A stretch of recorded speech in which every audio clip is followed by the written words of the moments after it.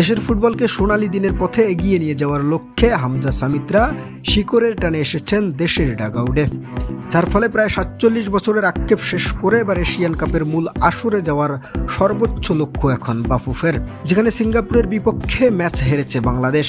সেই সাথে এশিয়ান কাপের স্বপ্নটাও বেশ ভাঙতে শুরু করেছে সমর্থকদের।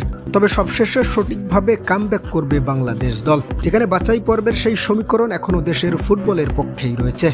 যদি পরবর্তী ম্যাচগুলোতে বাংলাদেশ ভালো কিছু করতে পারে, তবে আসন্ন এশিয়ান কাপ খেলবে হামজা ফাহমিদুলরা।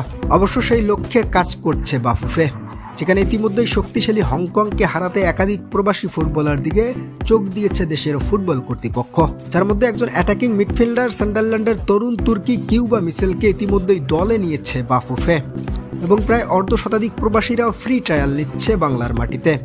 যেখানে একটি বিষয় চূড়ান্ত, সেই ট্রায়ালে কোনো রেডিমেড প্লেয়ার নেই, যারা হামজা কিংবা সামিদদের মতো দেশের ডাগআউটে যুক্ত হয়েই প্রতিপক্ষকে মোকাবেলা করতে সক্ষম হবে।